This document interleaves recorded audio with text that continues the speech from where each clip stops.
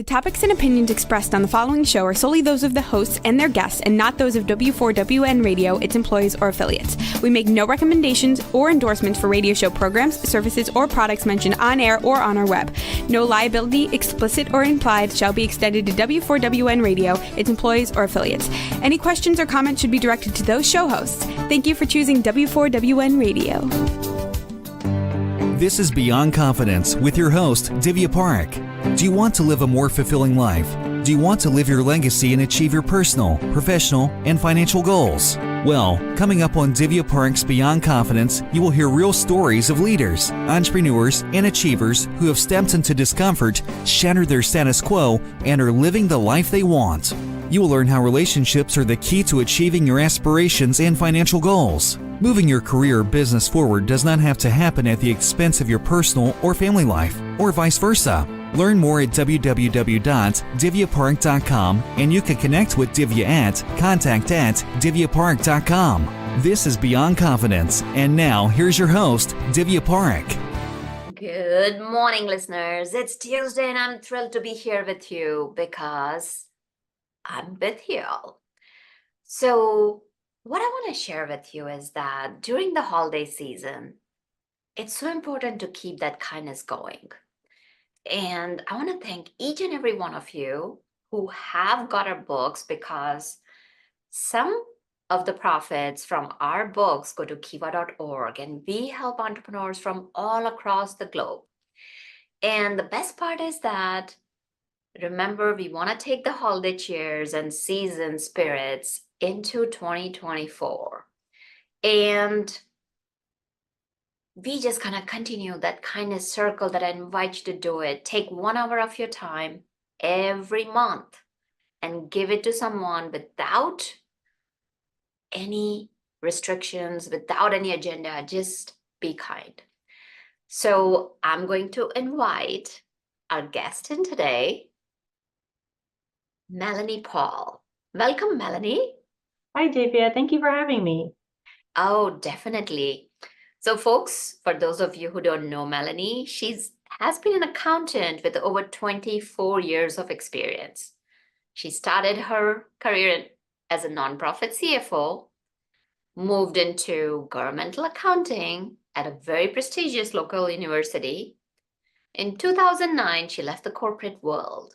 You know, a lot of us have that desire to do that. And she did that. She started her own business.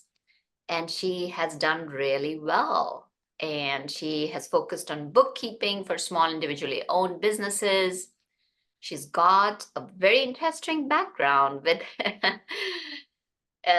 with experience in forensic accounting, job casting, cash flow projections, and budgeting. And she also has a team of bookkeepers that work with her. And she has helped several businesses not only with bookkeeping, but helping them find money in their business. So we all want some cash, right? Like whatever cash we have brought in, we want to see how we can keep more of it, what you can do with it. And that's what we are going to be talking about today. So welcome, Melanie. Thank you. Thank you. Yes. So before we jump into our conversation today, can you share with me if you recall a moment from your childhood that stands out for you even today? From my childhood. I remember trying to figure out what I wanted to be when I grew up. And it started with a veterinarian, and moved from being a veterinarian into, I loved cosmetology and doing people's hair, and I was a model, and I wanted to makeup and make people look pretty. But I said, if I ever have my own business, I want to know how to run it. So I went to become an accountant just so that I could figure out how to run my my cosmetology business. And then it turns out I ended up loving accounting. So I went from a veterinarian to a makeup artist and a cosmetologist to an accountant.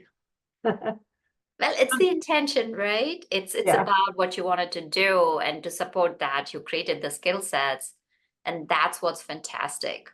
Yes. So there are a lot of tell us a little bit about your journey as you continued through taking accounting. How did you know that that was it for you? Funny story. I hated school.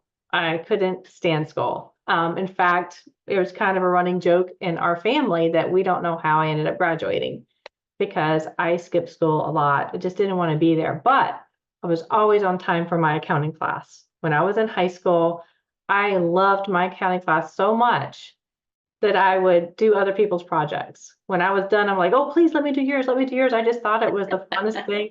I got 100 in that class and I just thought it was the most wonderful thing. And I didn't like anything else about school, but that class kept me going through high school. And that's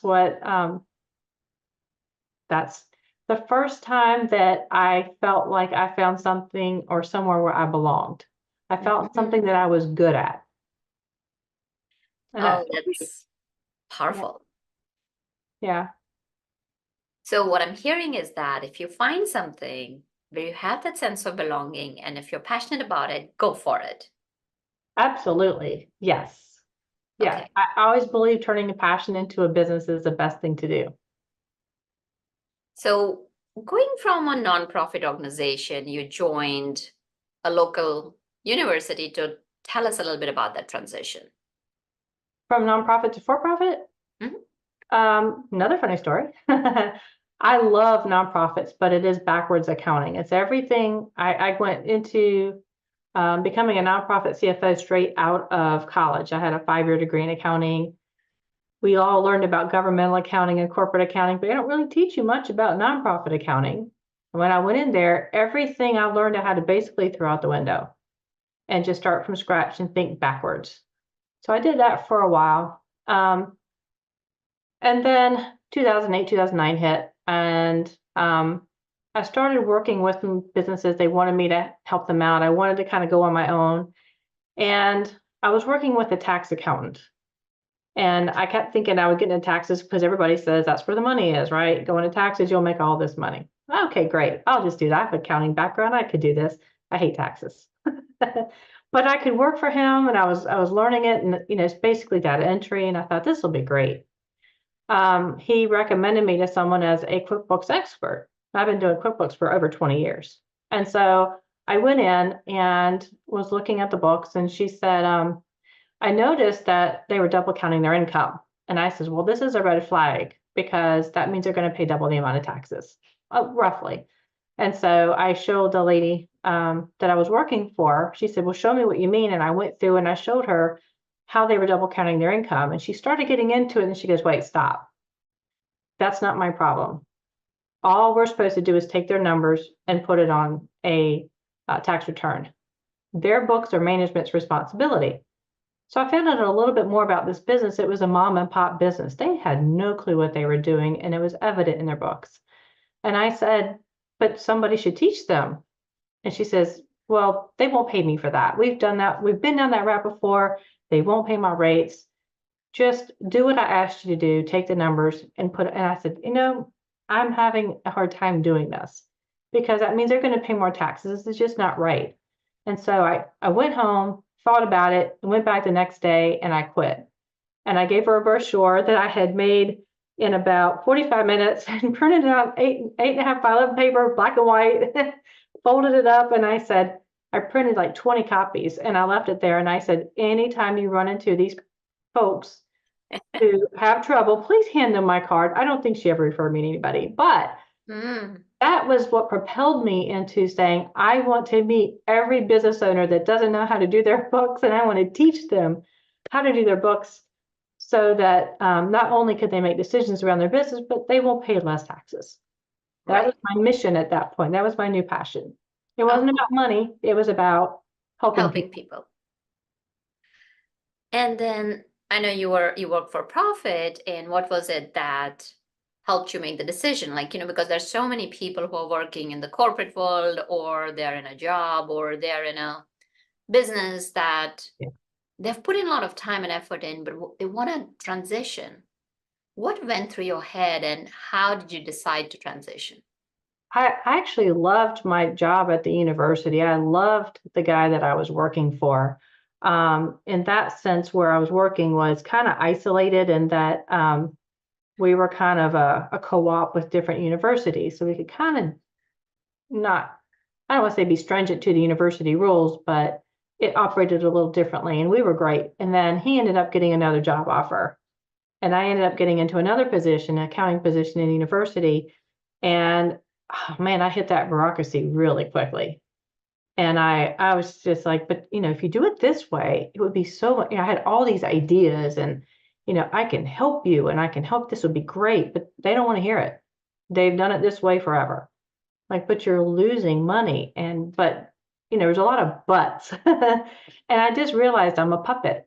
I am hired. I made great money, but I'm hired to do things a certain way. And there was no thinking outside the box. There was no saving the company money.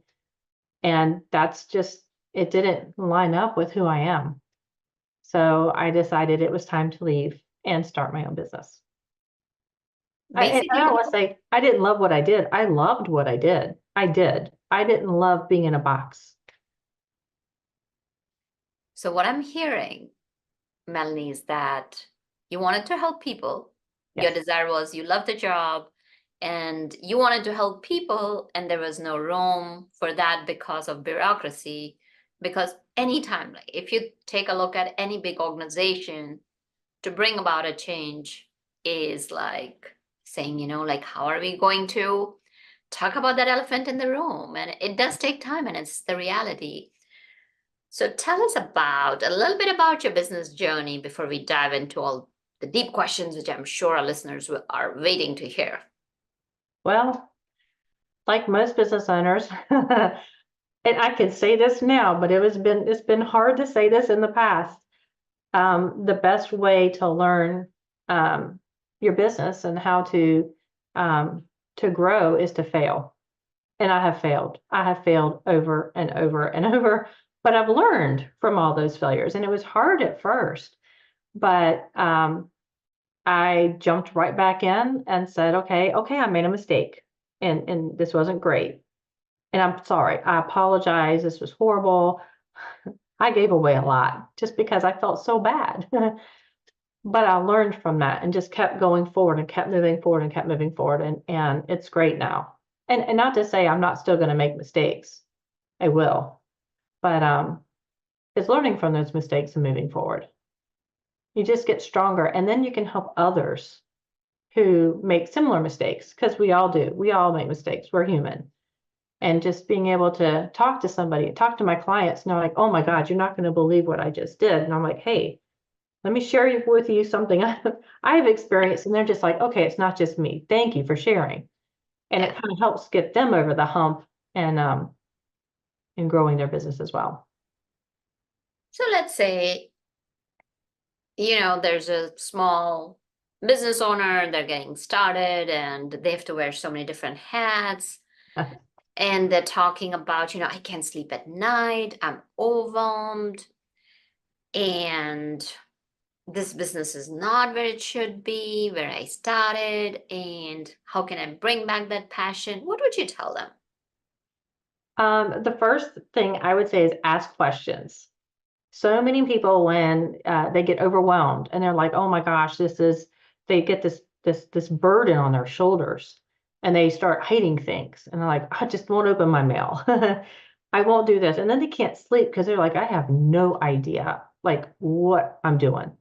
And I've seen cycles of a business. When you first started out, you're passionate and you're on fire. And you're just, I can't wait to do the work. And you go out to a networking meeting and you just share business cards all over the place and share phone numbers. And then the business comes in and you're like, this is awesome. And you start working in the business, and then you hit a lull. And you did all the business. Now you got to go back out and do networking. Then you got to do the business. Then you got to do networking. And it's kind of an ebb and flow. And then you just get to the point where like, what am I doing? And in about year 2 or 3, it starts to hit. You're like, I'm not making any money. Like, I really want to do this. I love it. It's my passion. But man, the money's just not coming in. I don't know how long I can keep doing this. And then all of these start to put out the fire that you had at the beginning. And you're just like, okay, now I have I've made my own job. I got out of corporate, or I got out of wherever I was working, and I did this because this was what I was passionate about, but that passion's turned into a job. I don't like it anymore. Maybe I should just go back and get a job, because at least there I got paid. I didn't like it, but I got paid. And so the first thing I would say is ask questions. Look at your expenses. I find a good bookkeeper. That would really help you, because they're your partner and they're going to be in this with you, and they can help you look at numbers from a different perspective, and not a judgmental way. Just, hey, how can we help you? Let's see where you are. How can we help you grow? The first thing I do, and most of the clients I get are at this point. They're not sleeping. And I'm like, okay, let's look at your cash flow. What kind of recurring expenses do you have? And we all have them, dues and subscriptions. We have those out the wazoo.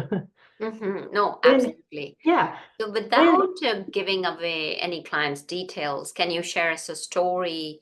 You mentioned that you have Yeah. clients who are coming to you, who are at this stage and who are going through, and it's hard because as Yeah. I coach people, people are like, oh, what do I do? And here's the thing, that it's important to have that list of people in your circle. And one of the people that you're mentioning, that, having that professional by your side is definitely a bookkeeper. I Yeah. definitely agree with that. So give us a story without naming any names. Okay, so I was working with someone who had a remodeling business.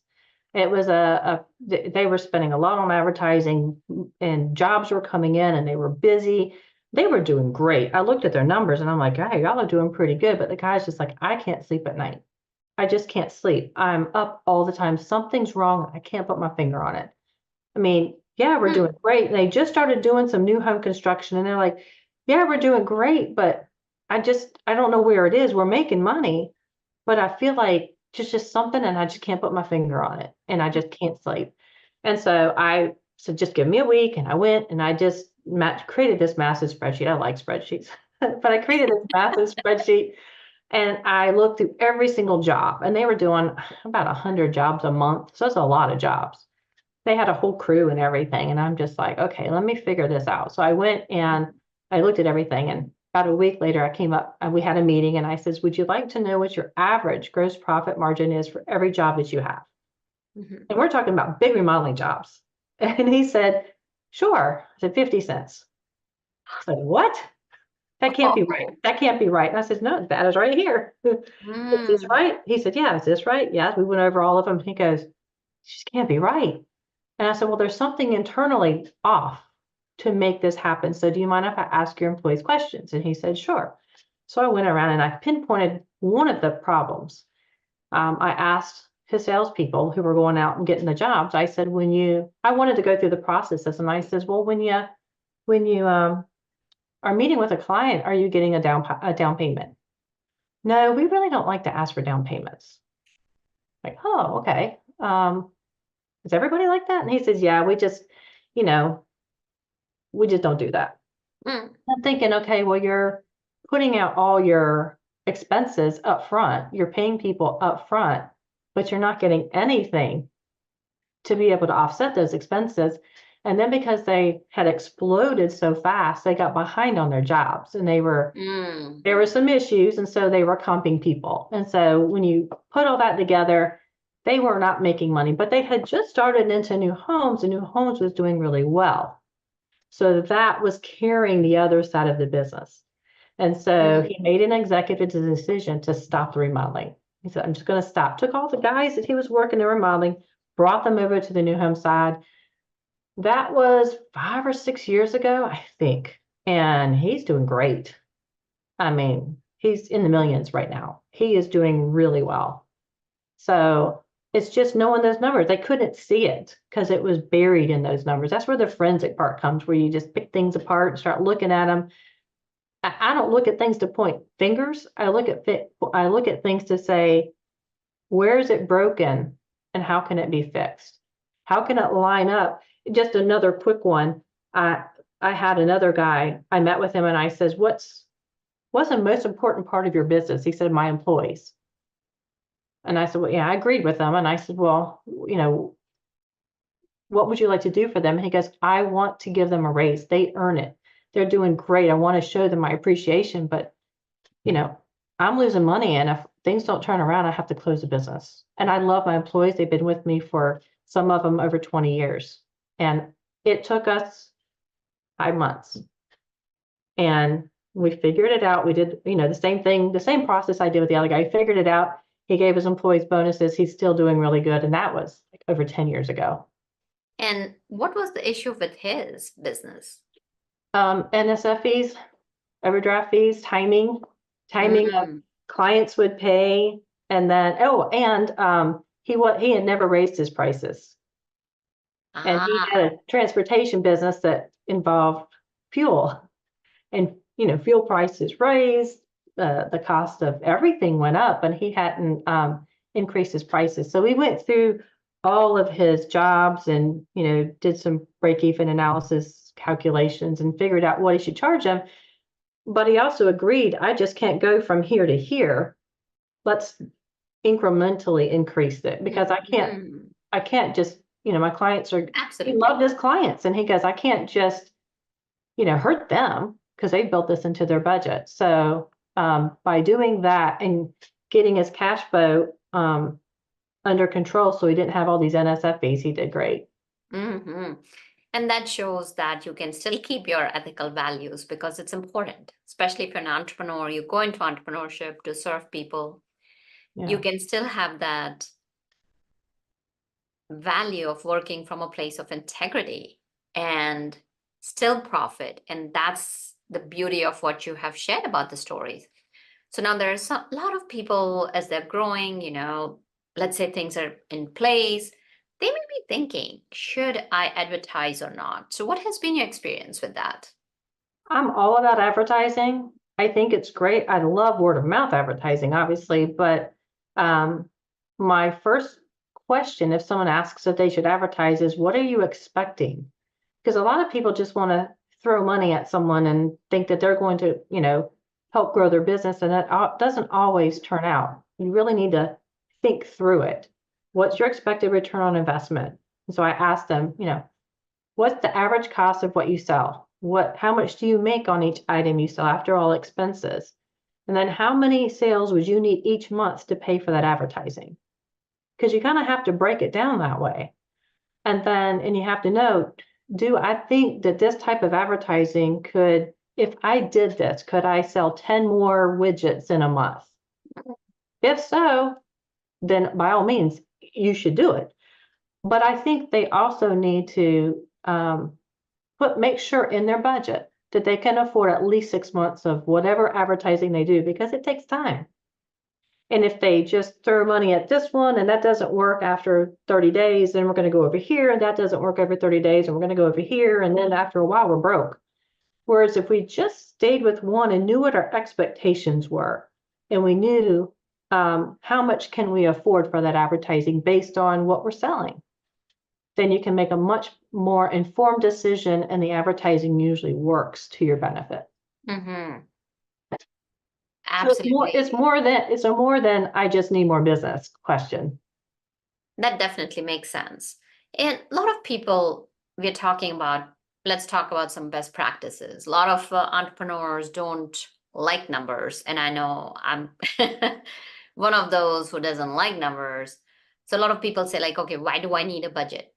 Things are changing so much throughout the year. What would you tell them? I think a budget is needed, but I think a reason why a lot of people are against budgets is because they do what they call a static budget. And a static budget means, most accountants and bookkeepers are saying, we got to do a budget. So at year end, we're going to predict what you're going to do next year. But it's static, which means it doesn't change, but your business does change. And so what happens is you have this budget, and as you're going throughout the year, you're not even close to it. And you're like, well, then what's the point of doing this? Well, budget is very important to predict, because it can show you ebbs and flows in your business. There may be one month that's you're doing really well, and maybe you predict these other months, from experience, these other months are going to be kind of hard for you. Maybe your Business doesn't do good in the summer, but it does great at the end of the year, or vice versa. And so a rolling budget's what I like to do. And what a rolling budget is, it starts as a static budget, but every month you take 1 month off. That's the actual month. You replace that to the budget, and then you put another month on. And any changes, maybe your rent goes up. So you pull that rent all the way through for 12 months. So you always have a 12-month view of your business. And it's a current 12-month view because you're putting in there things that are known. Your expenses have increased, your income has decreased. And you can kind of look through and see how you're going to do. And maybe you see in October, you're going to have a loss, but in August, you're going to have a really good income. So maybe when you start, well, to give a good example, I had a business that I did this with, and it was a service-based business, and they would go out there it was like a plumber, for example. They would go out there and have these projects, and they would get all the materials and all the labor, and they put them in these projects, and then they would get paid. So their cash flow would go down that month, and they would have a loss because they're putting out a lot of money. But then the next month they get in a lot of money because they finished the job and the customer pays. Yeah. And then they would say, wow, we got all this money. We can go buy that new car or that new truck, or we can go celebrate Christmas and take everybody out, which is great to want to do that. But the next job's going to come and you're going to need money for that job. So the rolling budget will show these ebbs and flows so that you can prepare and you can say, wow, I've made $10,000. This money came in and it's great, but I can only spend $2. Yeah. Because I need to save that $8. And then that 2, the next month is going to turn into 3, the next month 4, the next month 5. And yeah, that's what rolling budgets do. That makes sense. And so, okay, they have the budget, they have a bookkeeper, they have everything in place. Now they're sitting down with the accountant at the end of the year and they're like, okay, you know what? You're telling me I made money, I gotta pay tax on it, but I don't see it in my bank account.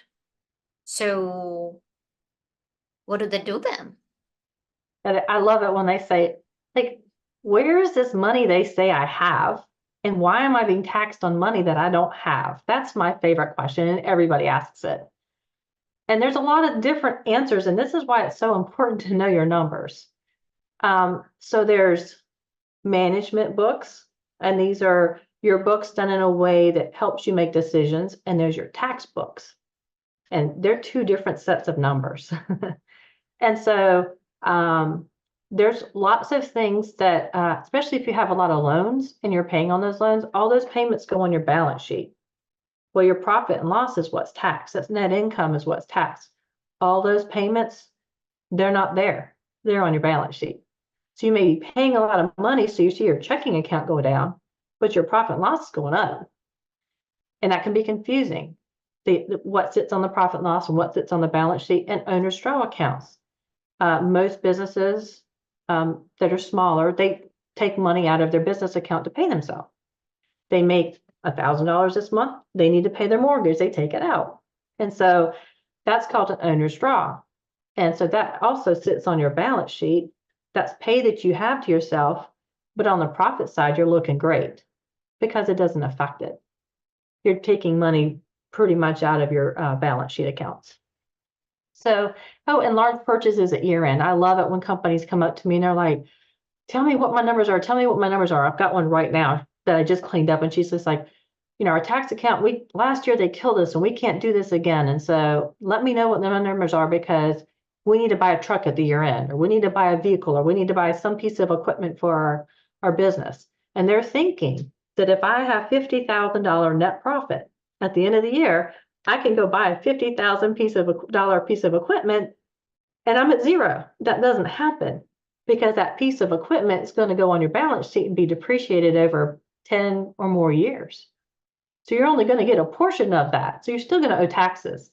So it's really being able to look at your numbers from 2 perspectives: your management numbers to be able to make decisions around the growth of your business, and your tax numbers, so that you can I like to tell people, put 20% aside every month or every quarter. Let's look at your profit and loss, and let's take that amount, put it in a savings account, because you're going to have to pay it at the end of the year.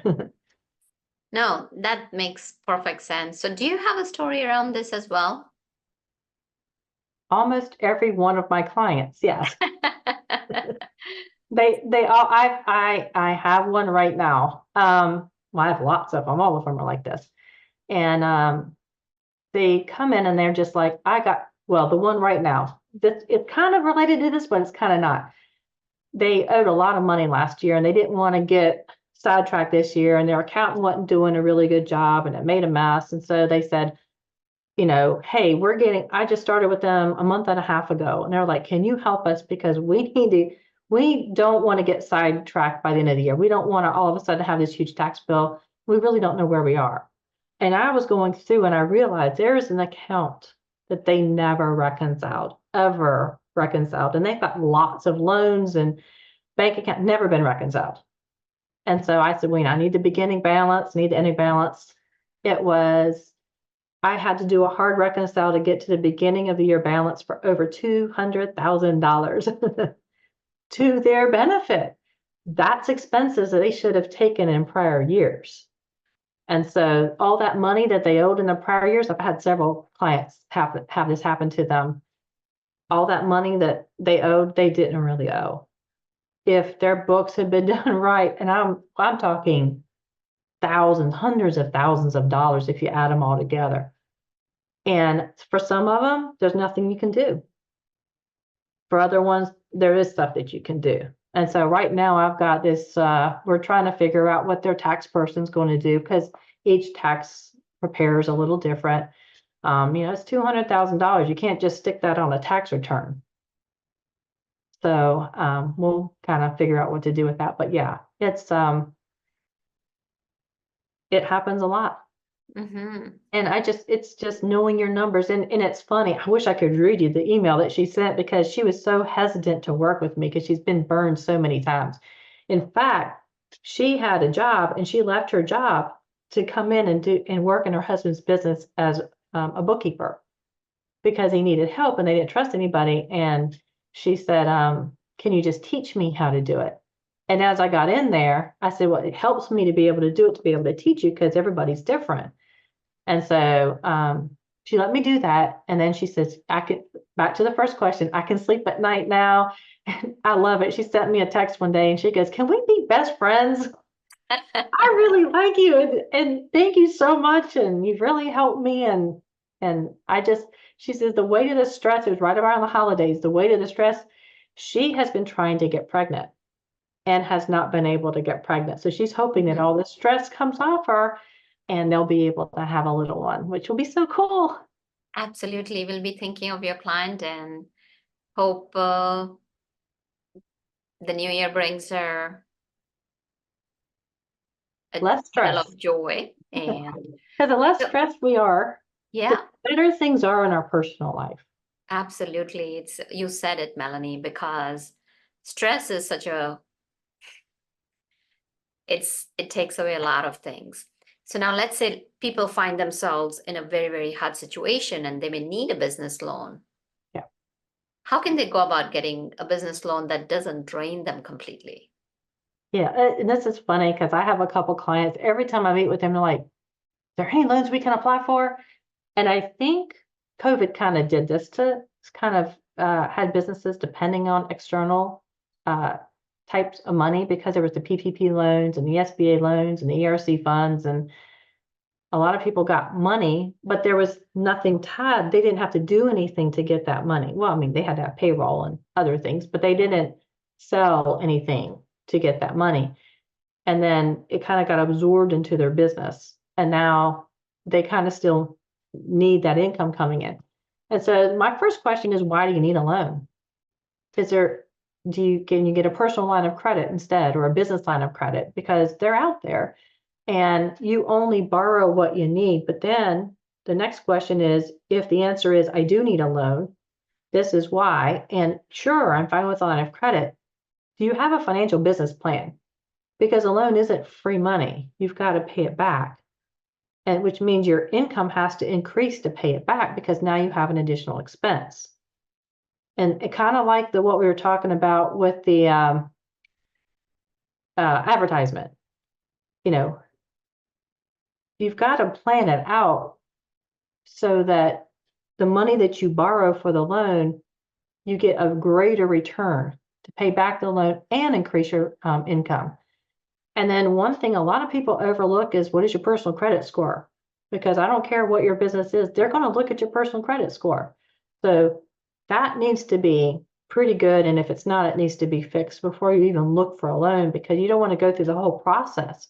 It's a long process to apply for a loan, and then you just deflate, because when people start applying for a loan, in their mind, they start thinking, I can buy this and I can do this and I can do this. And they start putting it out there and expecting it. And then when the answer comes back that no, and it's because of your personal credit score, it's just like a big blow. They get depressed and it's hard to recover from. So these are things we want to think about before you look at the loan. And what's your plan to pay back the loan or the line of credit? And can you follow it? And what happens if you don't? You need to have this written down. What if I don't follow this? What are the ramifications? I'm putting this on myself, but I need to have it in there, because I've also seen business owners I've got one right now that is doing daily loans. And daily loans, we're talking about 30, 40% or more in interest. It's short-term loans, and they have to pay every single day on the proceeds of whatever they bring in that day. Ooh. And it's killing them. And it keeps them in a cycle where they have to keep borrowing. So That's tough. I like to say, there are good places that can help you, but I like to say, is there a way, and I've done this with a couple people, is there a way you can become your own funder? You can create a loan to yourself, interest-free. And that's the budgeting and the ebbs and flows and creating that business financial plan that you talked about. So this has been such a jam-packed session where you've given so many different insights. So tell us, who do you work with? Where can people find you? I work with small business owners and I love them. And now I've also got I work with nonprofits, and we have several social businesses where their business exists to help a social need, social enterprises. So we've got several of those, and you can find me at my website, guidestaraccounting.com. I'm be more than happy to meet with someone and just no strings attached. Ask questions. You got an hour. Ask questions. You cannot ask enough questions. And I can review their financials and just give them a report and say, this is what I found. And whatever they want to do with that information, no strings attached. I just really want to help people start asking the questions and feel comfortable asking those questions. Wow. That's very generous of you, Melanie. So if they want to book a time with you, they can go to guidestaraccounting.com and find you there. Yes. Or they can call me. They can call me and book a time that way too. Okay. Well, thank you for sharing that. And as we wrap up the show, do you have any last piece of advice? Ask questions. There's no such thing as a dumb question, because that's how you stay engaged with your business. And I do want to bring up one quick thing. I hear a lot of people talk about, I need to be a six-figure business. A six-figure business does not equal a six-figure take-home pay. I want to leave people with that. I think that's important to know that, you can have a business that doesn't make six figures and make more take home than a business that earns six figures or that has net sales of six figures. Absolutely. So it's important that you sit down with Melanie and see where your business is and how you can go about outlining your business financial plan and go with strategy and tactics in your pocket. So thank you, Melanie, for joining us. We really appreciate your time and insights. So thank you, listeners, for being part of our show, because without you, the show would not be possible. So thank you for joining us and sharing your thoughts and comments and who would you like us to bring next as to how we can help you out. And thank you, Juan, for making the show technically possible. And talk to you some more. Take care. Thank you for being part of Beyond Confidence with your host, Divya Parekh. We hope you have learned more about how to start living the life you want. Each week on Beyond Confidence, you hear stories of real people who have experienced growth by overcoming their fears and building meaningful relationships. During Beyond Confidence, Divya Parekh shares what happened to her when she stepped out of her comfort zone to work directly with people across the globe. She not only coaches people how to form heart connections, but also transform relationships to mutually beneficial partnerships as they strive to live the life they want. If you are ready to live the life you want and leverage your strengths, learn more at www.divyaparekh.com. And you can connect with Divya at contact@divyaparekh.com. We look forward to you joining us next week.